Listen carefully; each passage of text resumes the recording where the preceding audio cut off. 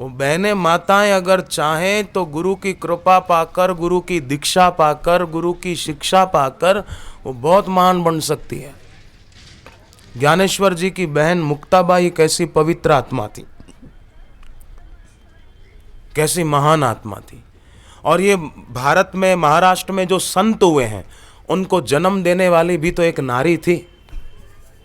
समर्थ रामदास को जन्म दिया होगा, वो माता कितनी महान होगी। छत्रपति शिवाजी को जन्म देने वाली माँ कितनी महान होगी।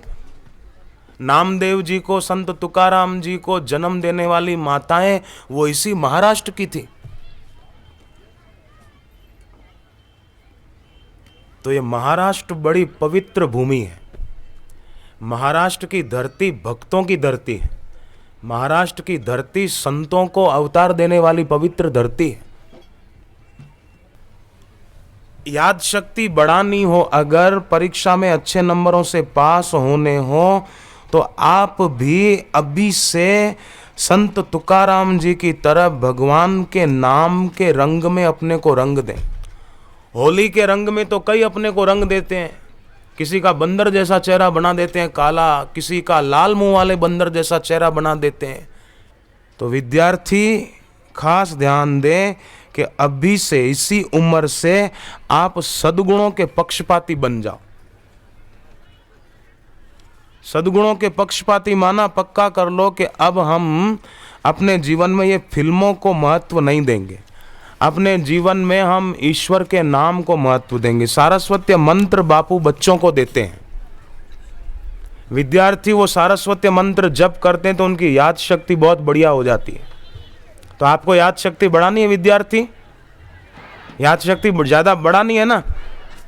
अच्छे नंबरों से पास होना है कि नहीं होना है? होना है।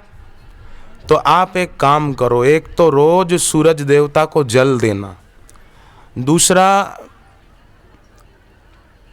पढ़ते समय पूर्व और उत्तर के बीच ईशान कोण के तरफ मुंह करके पढ़ना, तीसरा काम कि रात को जल्दी सोकर सुबह जल्दी उठकर पढ़ना, चौथा काम ये करना कि स्कूल से घर आओ तो इधर उधर की फालतू बातें न करके थोड़ी देर शांत बैठना, मौन रखना। जीभ को तालों में लगाकर बैठोगे तो याद शक्ति बढ़िया होगी। परीक्षा देते समय भी जीभ को तालों में लगा के परीक्षा दो तो आपके पेपर अच्छे जाएंगे। फिर देखो परिणाम कैसा आता है। एक लड़का पढ़ता लिखता नहीं था, माँ बाप को प्रणाम नहीं करता था, टाइम खराब करता था फिल्में देखने में, आवारागर्दी करने में। जब परीक्षा आई, लिखने बैठा पर कुछ आता ही नहीं था, क्या लिखे?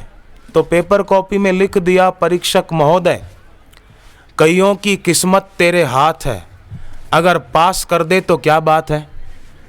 खाली इतना ही लिख दिया। जब पेपर कॉपी चेक हुई तो परीक्षक ने उस लड़के के रिजल्ट की कॉपी में लिखा कि विद्यार्थी महोदय डजनों किताबें तेरे पास थी, थोड़ा सा याद कर लेता तो क्या बात थी। अब पास होने की छोड़ दो आस, खुरपी ले लो और छीलो घास। अब मजदूरी करो, पढ़े लिखे नहीं, पढ़ाई लिखाई को महत्व नहीं दिया तो अब मजदूरी करो। तो पढ़ाई लिखाई में ध्यान दें बच्चे, अपने माता पिता को रोज प्रणाम करें बच्चे। रोज पुंडलिक था ना, पुंडलिक नाम तो सुना है, महाराष्ट्र में पुंडलिक को कौन नहीं जानता। पुंडलिक एक बार अपने घर से भाग गया, किसी लड़की से शादी करना चाहता था। भाग गए तो जिस धर्मशाला में रात को रुके थे ना, तो रात को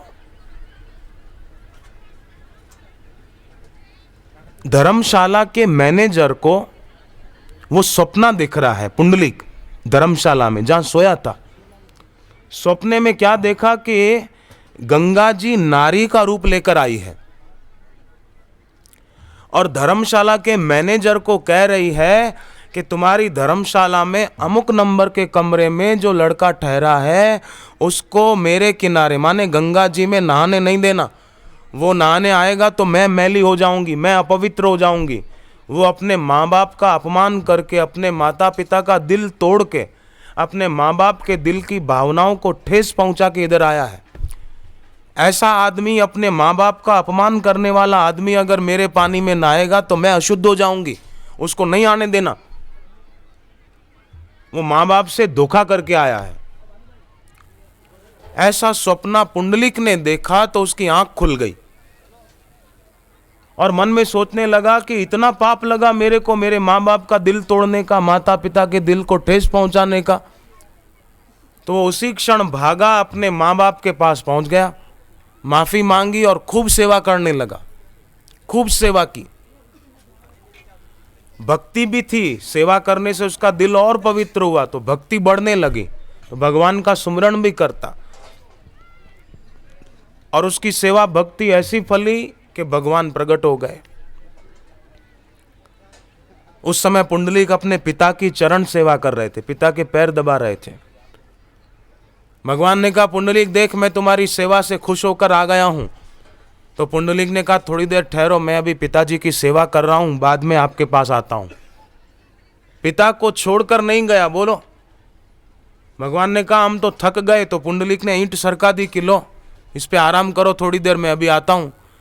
भगवान खड़े खड़े थके, तो जैसे अपन लोग काफी देर तक खड़े रहे तो स्वाभाविक दोनों हाथ कमर पे रखते ना, खड़े खड़े थक गए तो भगवान खड़े खड़े थके, दोनों हाथ कमर पे रखे। अभी भी पंढरपुर में भगवान के दर्शन उसी रूप में लोग करते हैं। पुंडलिक की कैसी भक्ति के भगवान को प्रकट कर दिया अपने माँ बाप की सेवा से। और आजकल के लड़के तो अपने माँ बाप का अपमान कर देते, माँ बाप के पैर नहीं छूते, कोई कोई तो घुटने छू लेते हैं, पैर नहीं छूते, घुटनों को छूकर ही प्रणाम कर लेते हैं। नहीं, विद्यार्थी अच्छी तरह अपने माता पिता के चरण छूना। संत नामदेव जी महाराज और संत ज्ञानेश्वर जी महाराज, इन्होंने कीर्तन यात्रा निकाली। जहां भी जाते गांव के लोग उनके साथ मिलते और सभी मिलकर कीर्तन करते, फिर प्रसाद बंटता। कई लोग संत ज्ञानेश्वर जी को और संत नामदेव जी को कहते, हमारे घर चलो, हमारे घर पधारो, हमारा घर पवित्र करो। तो कहीं कहीं जाते, कहीं नहीं भी जाते। बहुत लोगों को भक्ति का रंग लग रहा था। एक गरीब लड़का ब्राह्मण अपने पिताजी को कहता है कि पिताजी, क्यों ना हम भी संत ज्ञानेश्वर जी को और संत नामदेव जी को बुलाकर अपने घर ले आएं। बाप बोला कि बेटे, हमारे पास पैसे नहीं हैं, हम गरीब हैं।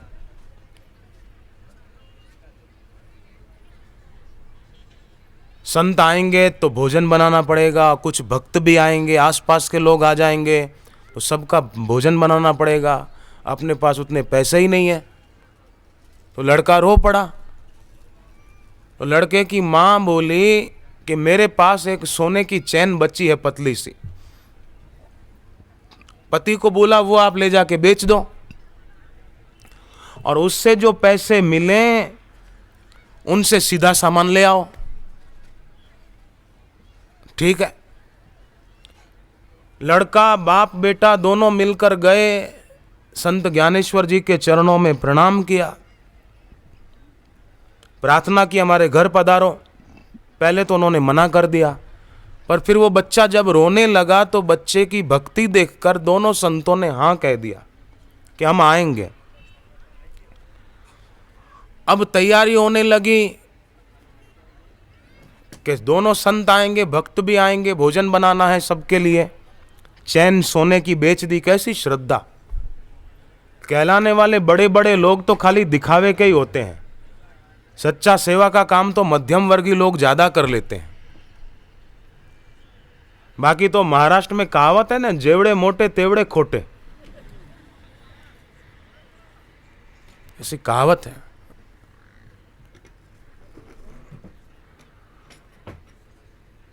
चैन बेच दी, सीधा सामान उससे ले आए, भोजन बनने लगा। उस जमाने में गैस चूल्हे नहीं थे, लकड़ी से लोग चूल्हा जलाते और खाना बनाते थे। तो बाप ने बेटे को कहा, बेटे तू जा जंगल में, खाना ज्यादा बनाना पड़ेगा, थोड़ी लकड़ियां और लेकर आओ। तो लड़का गया जंगल में लकड़ी लेने को, तो एक सांप ने उसको काट लिया जंगल में। जहरी सांप था, बड़ा नाग, काट खाया, लड़का मर गया। बाप को पता चला, लड़के का मृत शरीर लेकर घर के पीछे रख दिया, चादर ढक दी, नहा धो के फिर सेवा में लग गए। रोने नहीं लगे, हाय रे हाय, आज तो संत आने वाले थे और हमारा बेटा ऐसा हो गया। ऐसा नहीं सोचा। भक्ति थी, श्रद्धा थी, अश्रद्धा नहीं थी। भोजन बन गया, संत आए, कीर्तन होने लगा, फिर सत्संग हुआ। संत ज्ञानेश्वर जी बोले, संताचे संगति मनोमार्ग गति, आकड़ावा श्रीपति येणे पंथे। राम कृष्ण वाचा भाव हा जीवाचा, आत्मा जो शिवाचा राम जप। एक तत्व नाम साधिति साधन, द्वैताचे बंधन न बांधिजे। नामा मृत गोड़ी वैष्णवा लागली, योगी या साध ली जीवनाड़ा।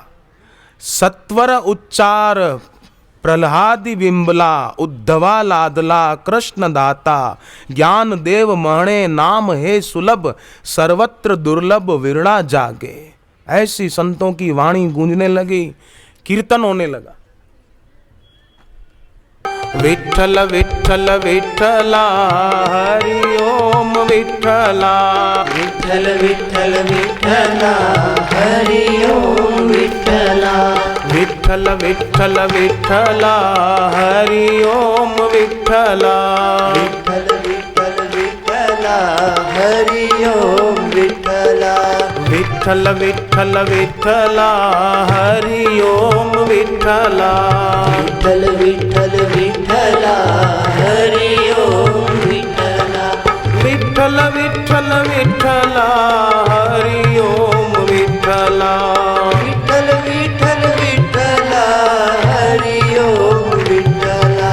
हरि ओम विठ्ठला। हरि ओम विठ्ठला। हरि ओम विठ्ठला। हरि ओम विठ्ठला। हरि ओम विठ्ठला। हरि ओम विठ्ठला। विठ्ठल विठ्ठल विठ्ठला, हरि ओम विठ्ठला। विठ्ठल विठ्ठल विठ्ठला, हरि ओम विठ्ठला। विठ्ठल विठ्ठल विठ्ठला, हरि ओम विठ्ठला। विठ्ठल विठ्ठल विठ्ठला, हरि ओम विठ्ठला। नामदेव जी कीर्तन करवा रहे हैं, ज्ञानदेव जी भी बैठे हैं, भक्त भी बैठे हैं, और वो घर वाले सेवा में लगे हैं। बेटा मर गया उसकी चिंता नहीं है, शरीर तो सबका छूट जाना है, सेवा क्यों छोड़ दे हम, उस सेवा में लगे हैं। जो छूटने ही वाला उसमें ममता क्या रखना, जो अछूट ईश्वर है उसमें प्रीति क्यों न बढ़ाएं। कीर्तन के बीच बीच में संत ज्ञानेश्वर जी अपने अनुभव वचन सुनाते, लोग गदगद हो जाते।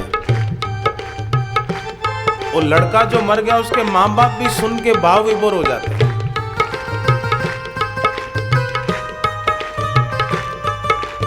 कैसे महाराष्ट्र के पवित्र भक्त हो गए। ऐसे भक्तों के चरणों में तो हमारा प्रणाम है।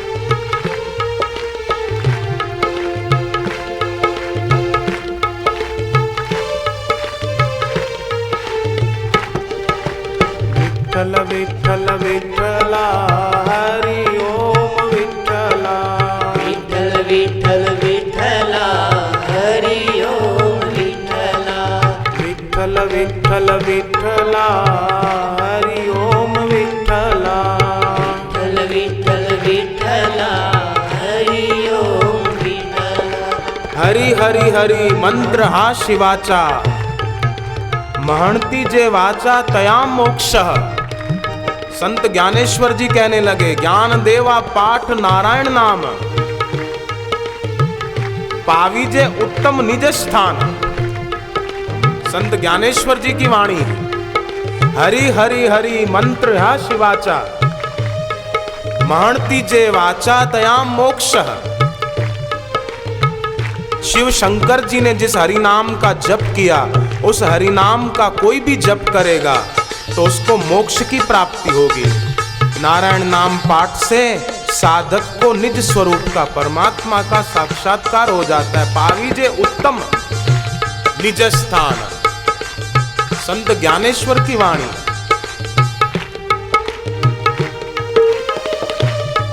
कीर्तन पूरा हुआ, कीर्तन पूरा हुआ।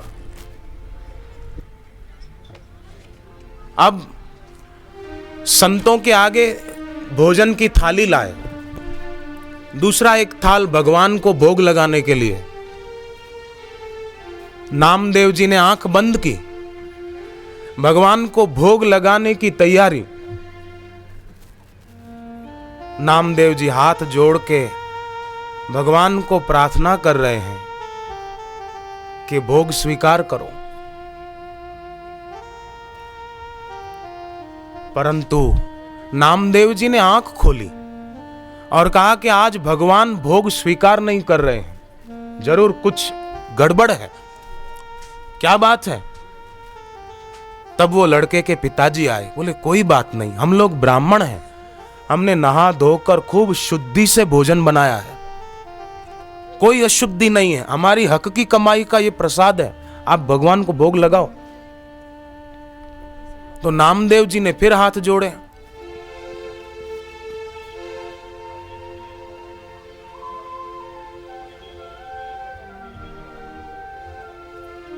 फिर आंख खोल के कहा कि आज भगवान मना करते हैं, नहीं खाएंगे, कुछ गड़बड़ है, क्या बात है, सच बताओ। और तुम्हारा बच्चा कहां है, बेटा कहां गया तुम्हारा? तब बाप की आंखों में आंसू आ गए, तुरंत आंसू पोंछ दिए और कहा कि वो तो दोस्तों के साथ खेलने गया होगा, आप भोग लगाओ ना। बोले नहीं, उसकी भक्ति देखकर तो हम आए इधर और वो हमको छोड़कर खेलने चला जाएगा, उसको बुलाओ। बच्चे की मां को कहा कि आपके बेटे को बुलाओ, कहां है? मां ने सिर नीचे कर लिया, मां की आंख में आंसू आ गए। दोनों पति पत्नी कुछ बोलते नहीं है।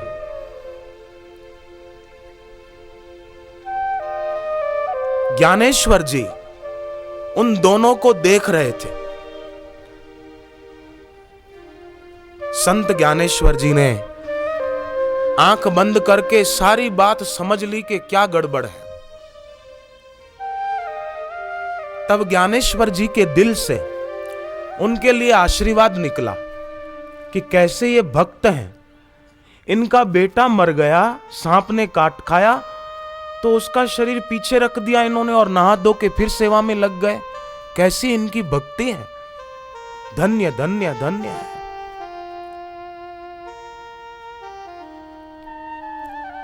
ज्ञानेश्वर जी ने दिल से आशीर्वाद दिया और नामदेव जी को इशारा किया, उनके कान में कुछ बोला कि महाराज, इनका बेटा जहां चला गया है ना, वहां से बुलाने की ताकत इन दोनों में नहीं है। नामदेव जी बोले क्या बोलते हैं आप? बोले हाँ, इनका बेटा अब इस दुनिया में नहीं रहा, इसलिए आप इनको ज्यादा आग्रह मत करो बुलाने का, इनको ज्यादा दुख होगा महाराज। तब नामदेव जी बोले कोई बात नहीं, ये नहीं बुला सकते तो मैं मेरे विट्ठल को कहूंगा कि आप उसको बुला दो, वो जरूर बुला देंगे। नामदेव जी महाराज ने फिर भगवान को प्रार्थना की और सच्चे संत थे नामदेव जी, सच्चे भक्त थे नामदेव जी। महाराष्ट्र की इस धरती को प्रणाम है, महाराष्ट्र में जन्मे सब संतों को प्रणाम है, और महाराष्ट्र की इस धरती पर बापू के दर्शन करने के लिए जो भी बैठे हैं उन भक्तों को भी मेरा नमस्कार है। नामदेव जी ने भगवत भाव से भरकर उस बच्चे को आवाज दी।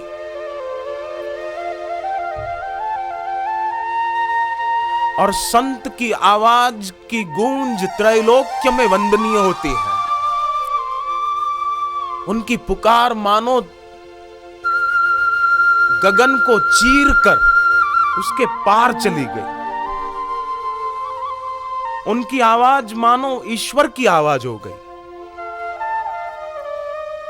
और वो बच्चे का सूक्ष्म शरीर स्थूल शरीर में प्रवेश कर गया और बच्चा चादर हटाकर दौड़ता हुआ घर के अंदर आ गया। सबने भगवान के नाम की जय जयकार की। उस बच्चे के माँ बाप ने भी संत ज्ञानेश्वर और नामदेव जी के चरणों में गिरकर उनको प्रार्थना की और कहा, तुमको न भूलें ओ सदगुरु देवा, तेरा ही सहारा है सदगुरु देवा। तुमको न भूले ओ सदगुरु देवा, तुमको न भूले ओ सदगुरु देवा, तुमको न भूले ओ सदगुरु देवा, तुमको न भूले ओ सद्गुरु देवा।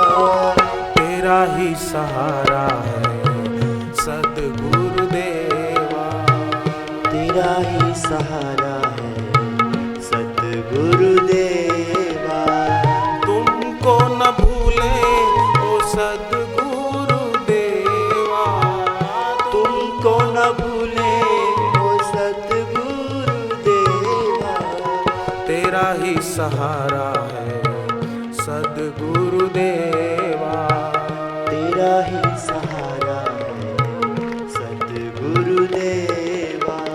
तू ही मेरी पूजा ओ सदगुरु देवा, तू ही मेरी पूजा ओ सद्गुरु देवा। तुम सा न दूजा ओ सदगुरु देवा, तुम सा न दूजा ओ सद्गुरु देवा। तेरा ही सहारा है सदगुरु देवा, तेरा ही सहारा है सद्गुरु देवा।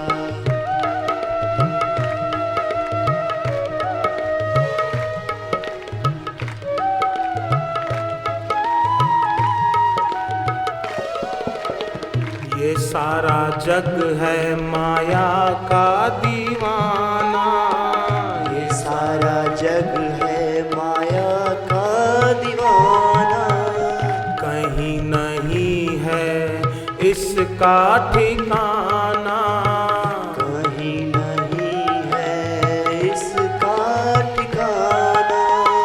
फंस ना जाऊं तुम देना सहारा, फंस ना जाऊं तुम देना सहारा। फंस ना जाऊं तुम देना सहारा। फंस ना जाओ तुम देना सहारा। तुमको न भूले ओ सदगुरु देवा, तुमको न भूले ओ सद्गुरु देवा। तेरा ही सहारा है सदगुरु देवा, तेरा ही सहारा है सद्गुरु देवा। ऐसी एक घटना घटी थी, जैसे ये ज्ञानेश्वर जी की कथा हमने सुनी, ऐसी एक घटना घटी अभी कुछ साल पहले की बात है। 9 साल पहले की बात है, 1997 की बात है। मुझे उन लोगों ने बताई, मध्य प्रदेश में झाबुआ जिला है, झाबुआ जिले में राणापुर तहसील है, वहाँ अपना छोटा सा आश्रम है। जैसे यहाँ आश्रम पास में बना है ना, थोड़ा सा 2-2.5 किलोमीटर दूर पर है। तो वहाँ मैं गया था, सत्संग था 2 दिन। तो वहाँ के लोगों ने बताया कि 27 अप्रैल 1997 को बापूजी का जन्मदिन मना रहे थे। नगर में कीर्तन यात्रा निकाली थी। फिर कीर्तन यात्रा करके आश्रम आए। आश्रम में भंडारा था, सबके लिए, जो आए वो खाए।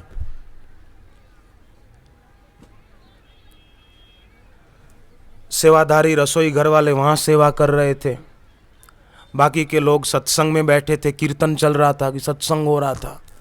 बच्चे कई आपस में खेल रहे थे। तो एक बच्चा खेलते खेलते रसोई घर के तरफ भाग गया। बच्चे खेलते खेलते कैसे भाग जाते हैं।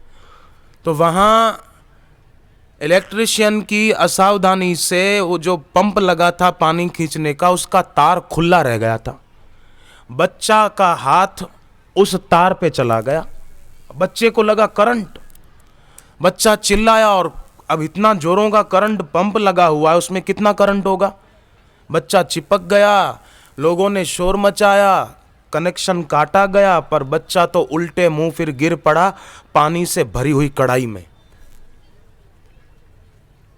बच्चे को जब उठाया तो देखा बच्चे के शरीर में प्राण नहीं है, हृदय की धड़कन बंद है। अब भक्तों को चिंता हुई।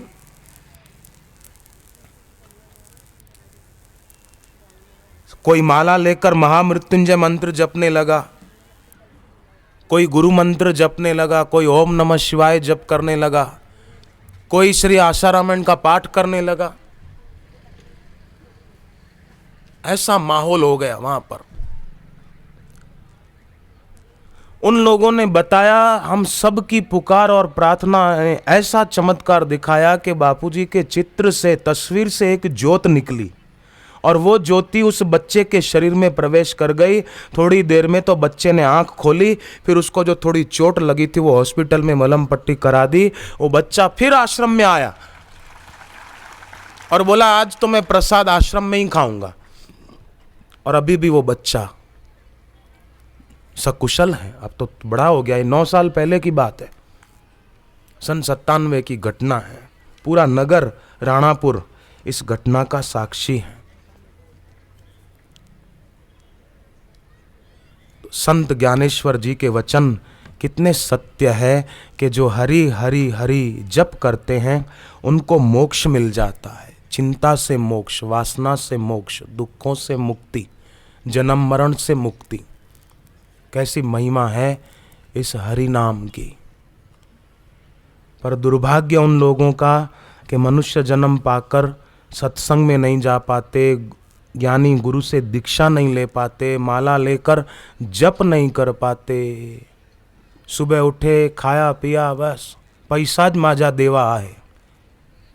गुरु माजा देवा ना है, पैसा ज माजा देवा है। पैसे ही मेरे ईश्वर हैं। पैसा जिसके पास है दुनिया उसकी दास है। पैसा ही भगवान है, बाकी सब बकवास है। ऐसी बकवास करते।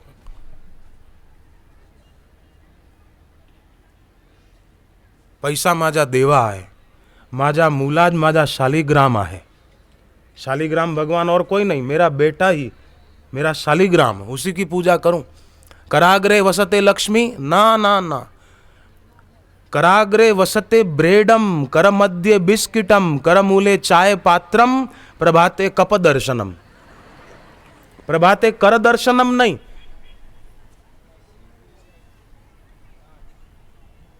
ऐसा करते लोग। सुबह चाय चाहिए, कॉफी चाहिए, पर माला नहीं चाहिए। सूर्य को जल दिए बिना मुंह झूठा नहीं करना चाहिए। हंस के दुनिया में मरा कोई, कोई रो के मरा। कोई दुनिया में हंस के मरा कि हम देश के लिए शहीद हो रहे हैं, है ना, हंसते हंसते मर गए, शहीद हो गए। हंस के दुनिया में मरा कोई, कोई रो के मरा। जिंदगी पाई मगर उसी ने जो गुरु का होके जिया और गुरु का होके मरा। ईश्वर का होके जिया और ईश्वर का होके मरा। जीना उसी का सार्थक है।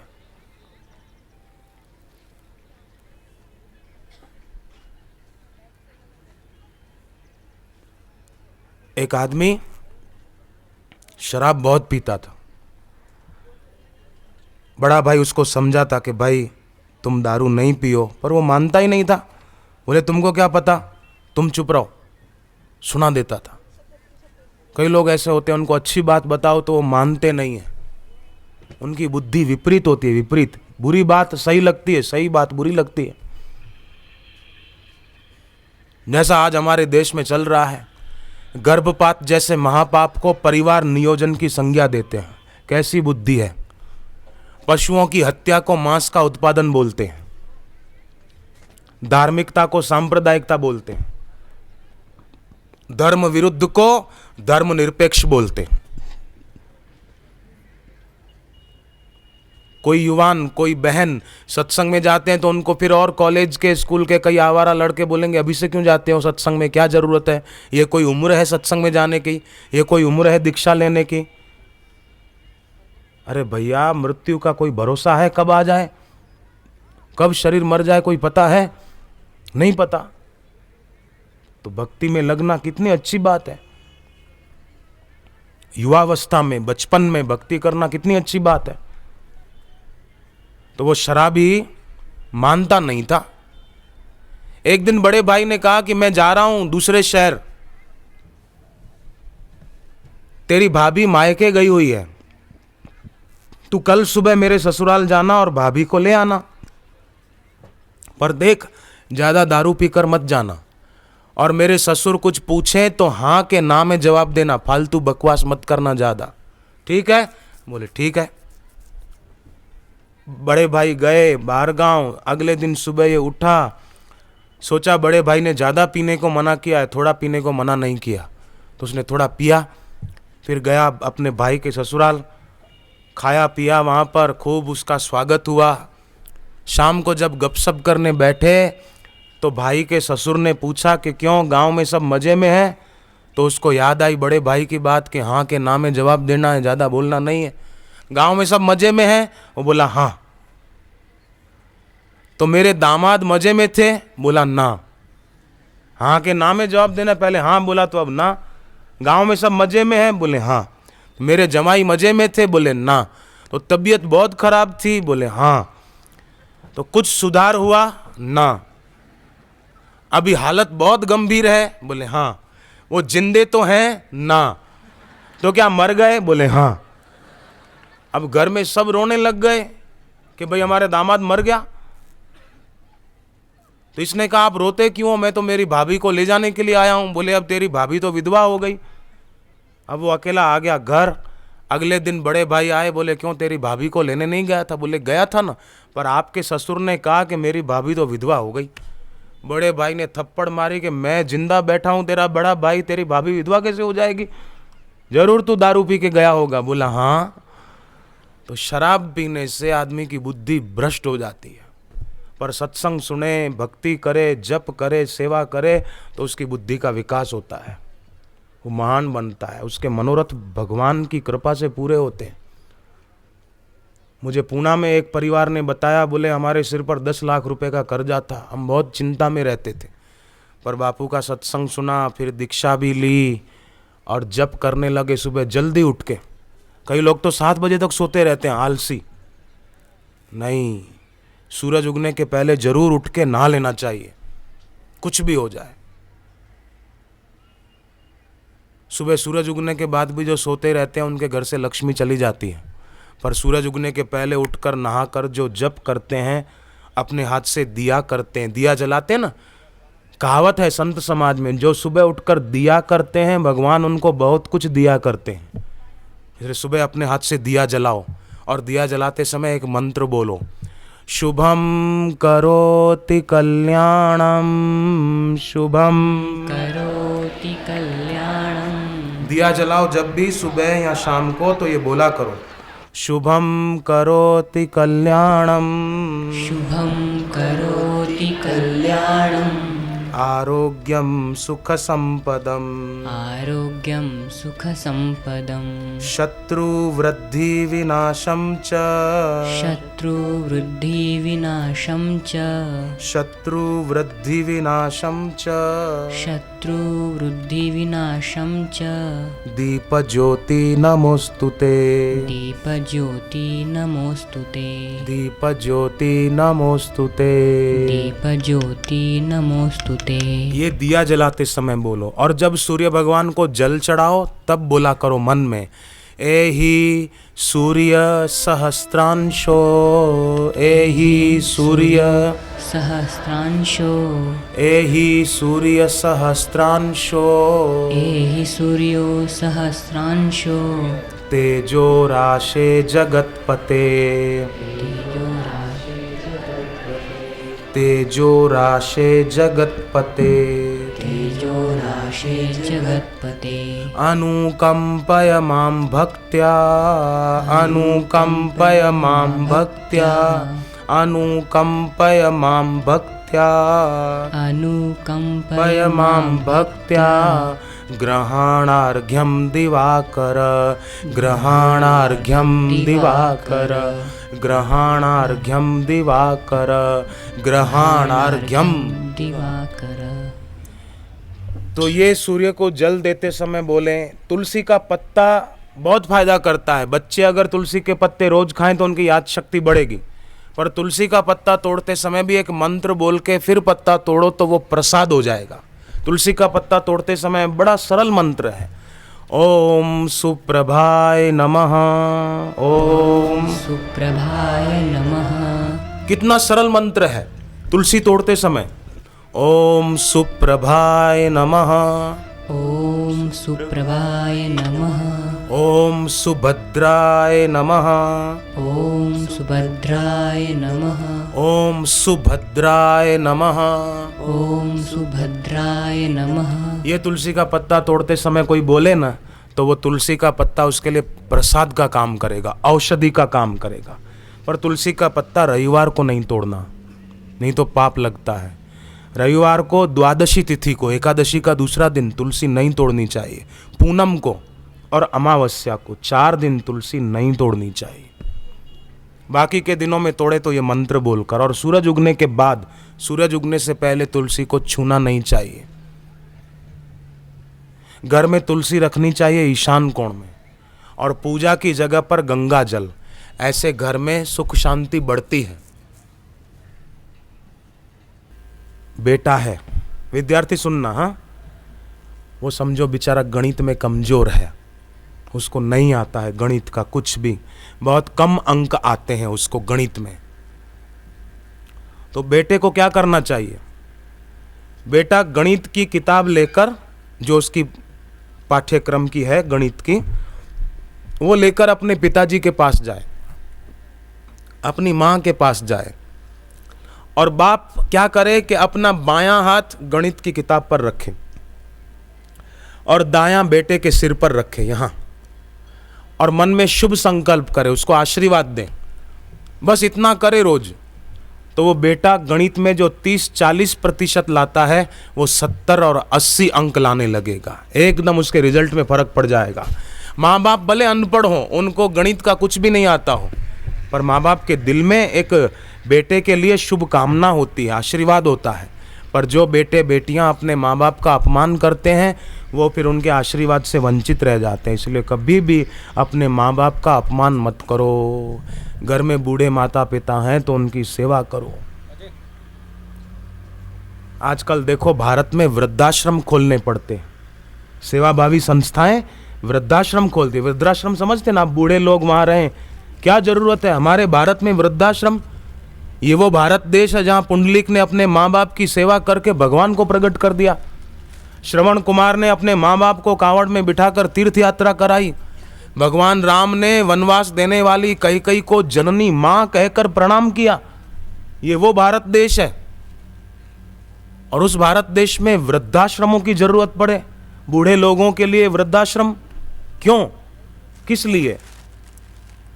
4-5 बच्चों को अपने गर्भ में रखने वाली माँ 4-5 बच्चों के फ्लैट में भारी पड़ती है। वो बोलता है नहीं, माँ उसके पास रहेगी, माँ उसके पास रहेगी, माँ उसके पास रहेगी। एक संत बोलते थे, जो लड़के लड़कियां अपने माँ बाप का अपमान करते उनके लिए, कि बेटे तू छोटा था ना तो माँ का बिस्तर गीला कर देता था। बच्चे कर देते हैं, बेटे तू छोटा था तो माँ का बिस्तर गीला कर देता था, अब बड़ा हुआ तो माँ की आंख गीली करता है। लगता है तुझे माँ को गीलेपन में रखने की आदत पड़ गई है, अब माँ को रुलाता है तू। नहीं, ऐसा कुछ करें बापूजी बचपन में, जब तक उनके पिताजी शरीर से रहे संसार में, तब तक बापू अपने पिता की खूब सेवा करते थे।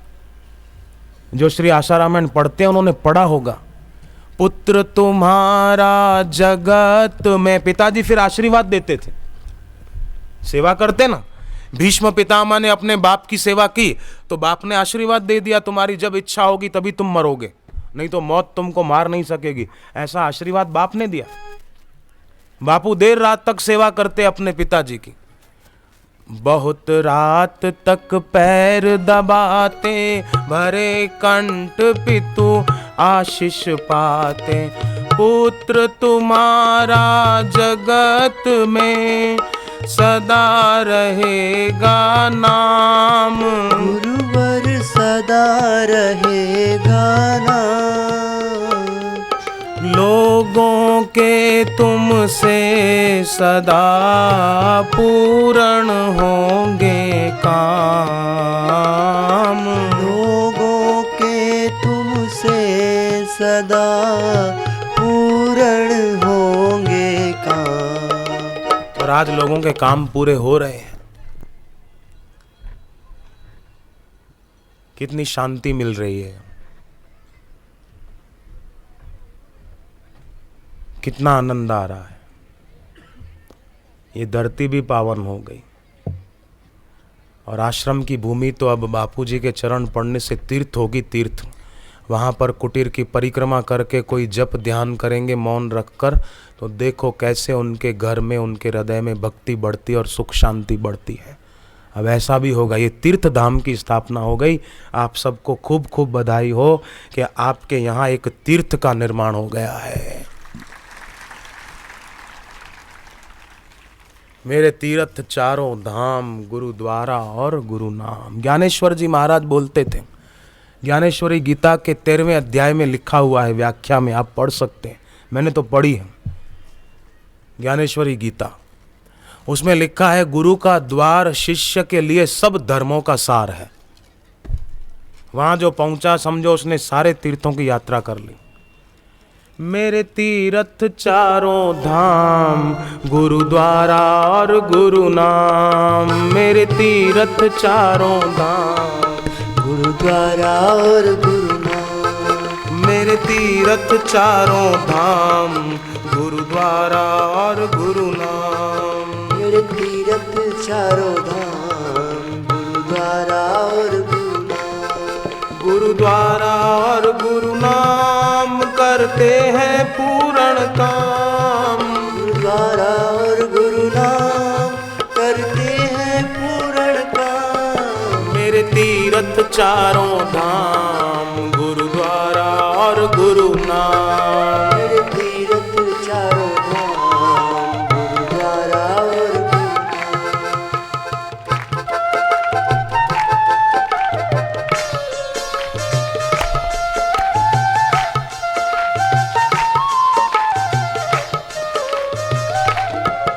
जो मन भोगों में फंसाएगा, जो मन भोगों में फंसाएगा, वो उतना ही दुख पाएगा, वो उतना ही दुख पाएगा। ये कुछ भी काम ना आएगा, ये कुछ भी काम ना आएगा। तू खाली हाथ चला जाए खाली हाथ चला जाएगा। तू कर अपना उद्धार गुरुद्वारा और गुरु नाम। तू कर अपना उद्धार गुरुद्वारा और गुरु नाम। गुरुद्वारा और गुरु नाम करते हैं पूर्ण काम। गुरुद्वारा और गुरु नाम करते हैं पूर्ण काम। मेरे तीर्थ चारों धाम गुरुद्वारा और गुरु नाम। मेरे तीर्थ चारों धाम गुरुद्वारा और गुरु नाम।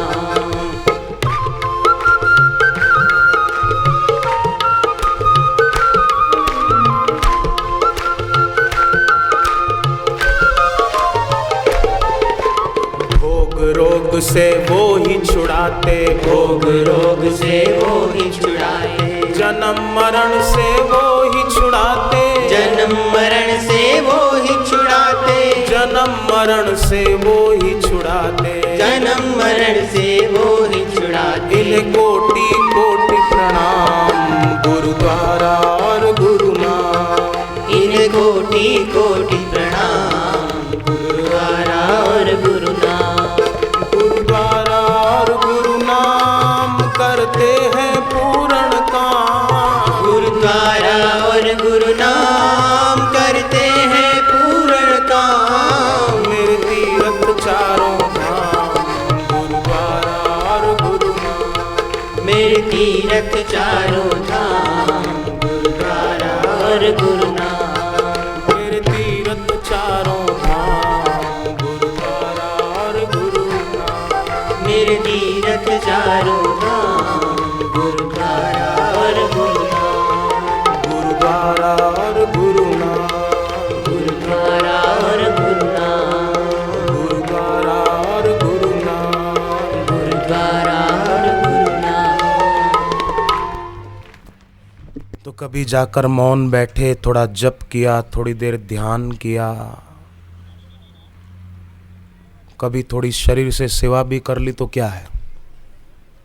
सेवा जो करते हैं ना, वो सेवकों को सेवा करने से जो पुण्य होता है वो पुण्य मरने के बाद भी रक्षा करता है। सेवा की ऐसी महिमा है।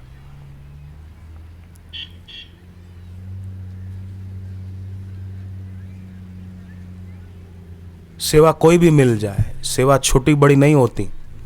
झाड़ू लगाने की सेवा भी छोटी नहीं है। सेवा तो सेवा है। बुद्धि छोटी होती है तो सेवा छोटी लगती है। अभी मैं बोल रहा हूँ, ये मेरी सेवा है। मैं उपदेश नहीं दे रहा, ये मेरी सेवा है कि मैं कुछ शब्दों के माध्यम से आपकी सेवा करूं।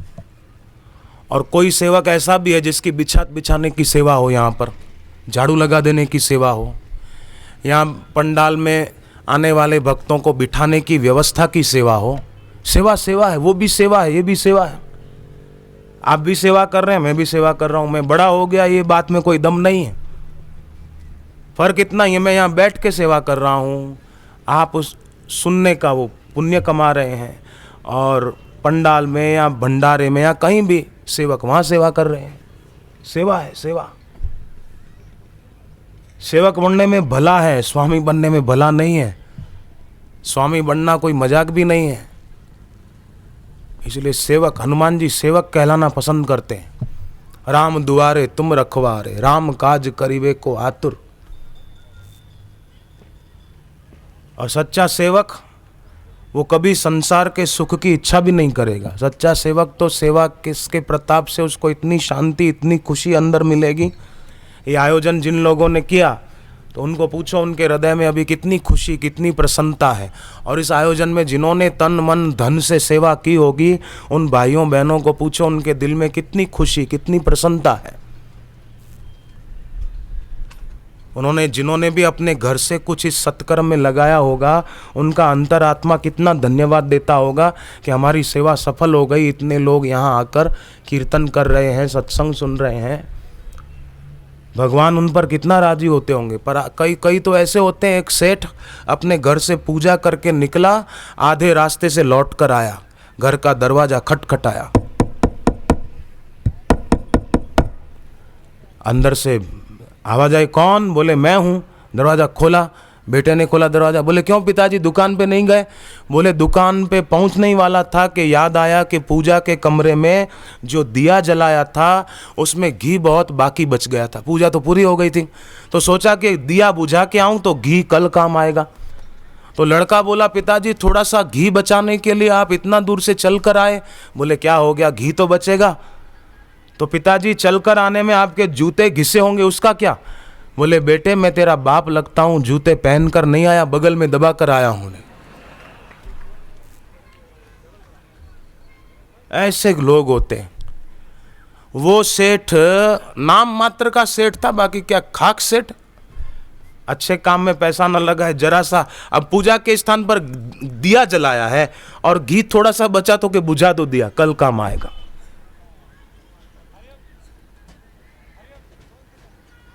वो सेठ एक दिन समुद्री जहाज में यात्रा कर रहे थे।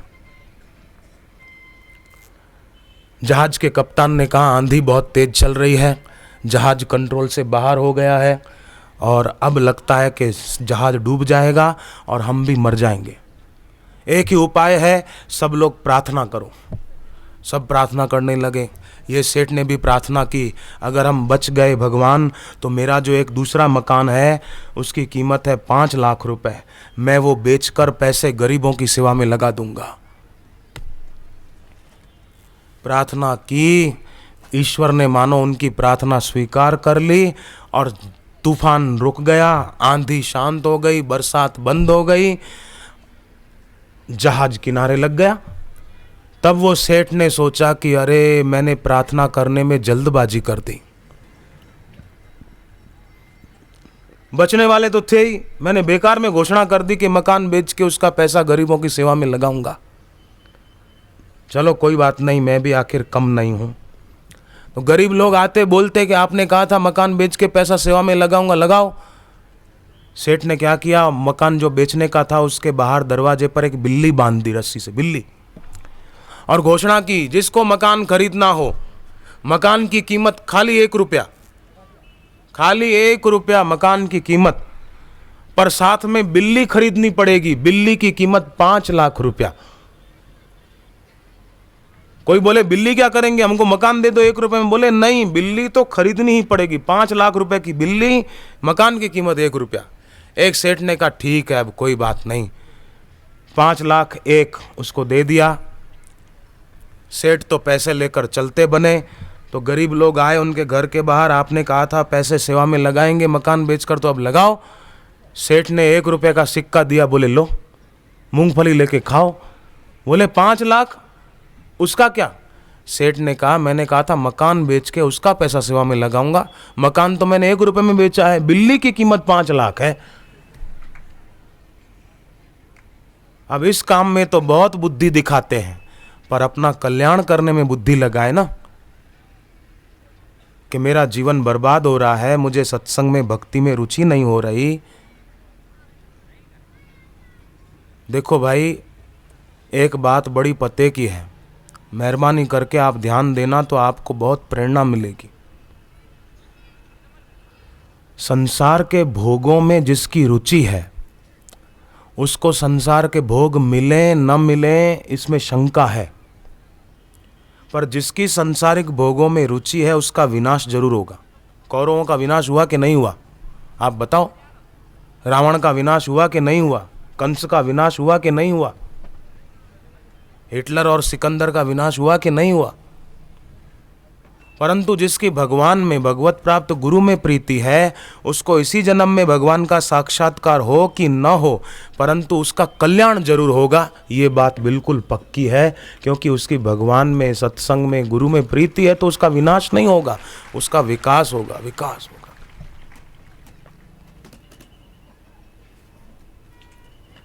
क्योंकि उनके सत्संग से प्रेरणा मिलेगी, गुरु से, कि संसार में क्या करना चाहिए और क्या नहीं करना चाहिए, इसका निर्णय शास्त्र और गुरु पर छोड़ो, पर क्या होना चाहिए क्या नहीं होना चाहिए ये भगवान पे छोड़ दो। जो तेरी मर्जी वो मेरी मर्जी,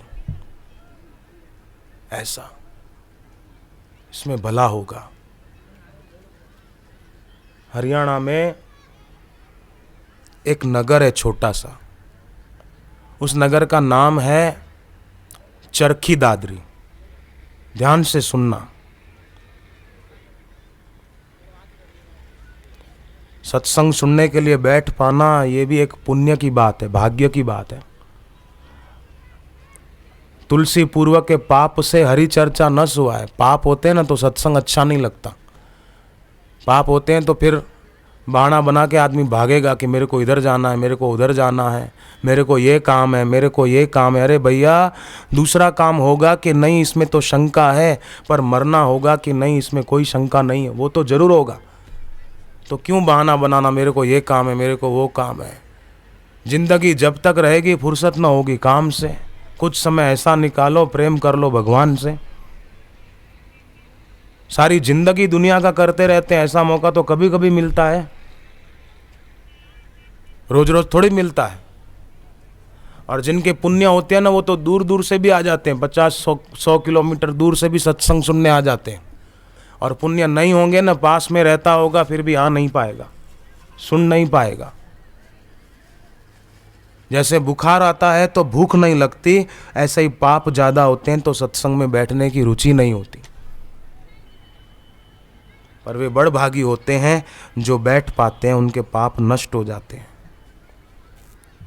तो आप भाग्यशाली हैं जो सत्संग में बैठे हैं। किसी भी मूल्य पे सत्संग नहीं छोड़ना चाहिए। कैसा ही बड़ा काम हो, कर लेंगे, कल कर लेंगे, क्या है। सत्संग नहीं छोड़ना चाहिए, भक्ति का रास्ता नहीं छोड़ना चाहिए। सब छूटे तो छूटे, पर भक्ति कभी नहीं छूटे, सत्संग कभी नहीं छूटे।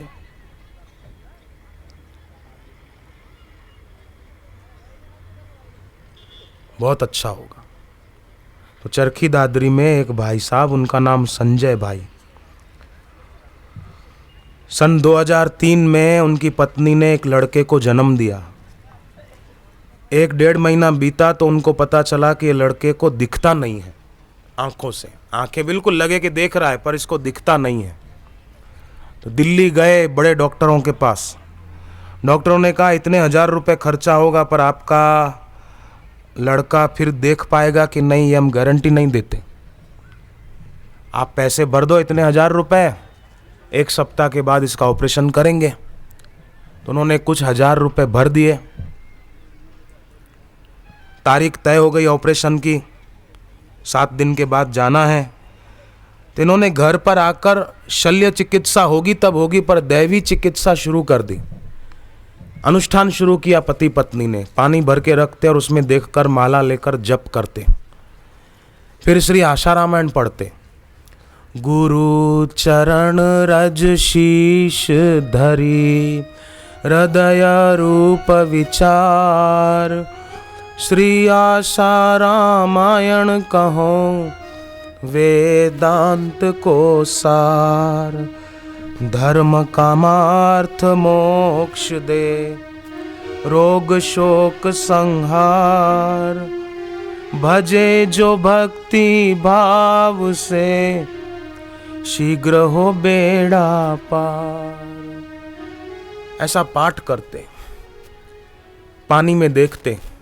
वरा भयदाता सद्गुरु, परमहि भक्त कृपाल, निश्चल प्रेम से जो भजे, साईं करे निहाल। मन में नाम तेरा रहे, मुख पे रहे सुगीत, हमको इतना दीजिए, रहे चरण में प्रीत। पाठ पूरा होता, पानी में देखते, वो पानी उस बच्चे की आंखों पर छांटते, थोड़ा पानी उसको पिला देते। 7वां दिन बीता, अब बच्चे को हॉस्पिटल ले जाना है, पर उन्होंने देखा कि बच्चे को आंखों से दिख रहा है। वो उसकी हरकतें ऐसी कर रहा है कि लगता है इसको सब दिखाई दे रहा है। हॉस्पिटल गए तो डॉक्टरों ने कहा आपने कहीं दूसरी जगह ऑपरेशन कराया क्या? बोले नहीं डॉक्टर, हमने शल्य चिकित्सा नहीं पर हमने दैवी चिकित्सा कर ली और उसी से बच्चे को गुरुदेव के आशीर्वाद से, पाठ से, जप से सब ठीक से दिखाई दे रहा है। वो बच्चा आज भी स्वस्थ है। हरियाणा में दिल्ली के पास चरखी दादरी एक छोटा सा शहर है, वहाँ वो लोग रहते हैं। कैसे देखो कृपा कहाँ कहाँ पहुँच जाती है।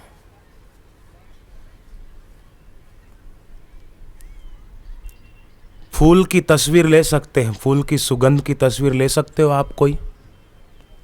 बोलो भाई, मैं भाइयों से पूछूंगा, आप फूल का फोटो खींच सकते हो पर फूल की सुगंध का फोटो खींच सकते हो?